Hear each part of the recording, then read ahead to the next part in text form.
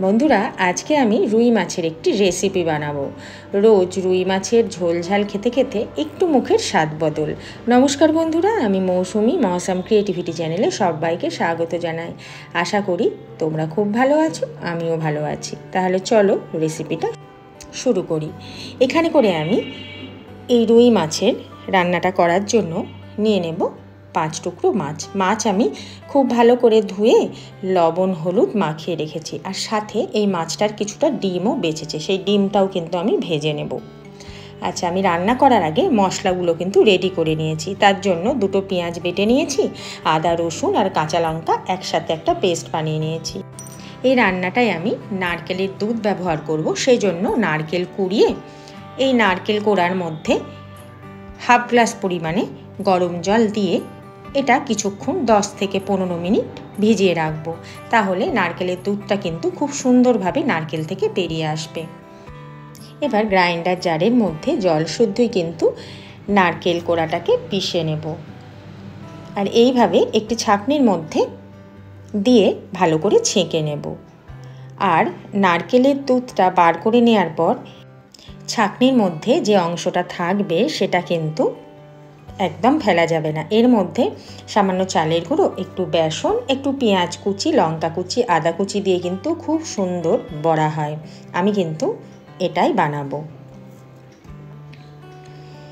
এবার কড়াই বসিয়ে দিয়েছি সর্ষের তেল। তেলটা যখন ভালো করে গরম হয়ে ধোঁয়া উঠবে তখন দিয়ে দেব মাছগুলো একে একে গরম তেলের মধ্যে ছেড়ে দেব। আর মাছটা ভাজার সময় কিন্তু হাই ফ্লেমে ভাজবো, ফ্লেম একদমই কম করব না, তাহলে মাছ খুব সুন্দর ভাজা হয়। আমি আগেও বলেছি হাই ফ্লেমে মাছ কিন্তু খুব ভালো ভাজা হয়। এরপর একটু করে খুন্তি দিয়ে তেল মাছের উপরে দিয়ে দেব। এবার মাছগুলোকে উল্টে দেব, দুপিঠ খুব ভালো করে ভেজে নেব। মাছ ভাজা হয়ে গেছে, এবার মাছগুলোকে একটি বাটির মধ্যে তুলে নেব। আরেকটি মাছ আছে, আর বললাম শুরুতেই যে কিছুটা মাছের ডিম আছে, এই মাছের সাথে এই মাছের ডিমটাও ভেজে নেব। তাহলে এই ডিমটাও যখন মাছটা রান্না করব তখন মাছের মধ্যে মাছের ডিমগুলো দিয়ে একেবারে রান্না করে নেব। মাছগুলো সব ভাজা হয়ে গেছে, এবার সেই তেলের মধ্যে দিয়ে দেব 2টো এলাচ, একটু দারচিনি আর 2টো তেজপাতা, আর দেব সামান্য চিনিটা দেব আমি কালারের জন্য আর স্বাদের একটু ব্যালেন্স করার জন্য। এবার দিয়ে দেব পেঁয়াজ বাটা দিয়ে আগে পেঁয়াজটাকে খুব ভালো করে তেলের মধ্যে ভেজে নেব, যাতে পেঁয়াজের কাঁচা ভাবটা না থাকে। এবার পেঁয়াজের মধ্যে দিয়ে দেব 1.5 চামচ পরিমাণে আদা রসুন আর লঙ্কার পেস্ট। তার মধ্যে দেব 1 চামচ পরিমাণে ধনে পাউডার, হাফ চামচ দেব ঝাল লঙ্কার গুঁড়ো, 1 চামচ দেব নুন, আর হাফ চামচ দেব কালারের লঙ্কার গুঁড়ো। এবার খুব ভালো করে মশলাটাকে কিন্তু লো টু হাই ফ্লেমে কষিয়ে নিতে হবে।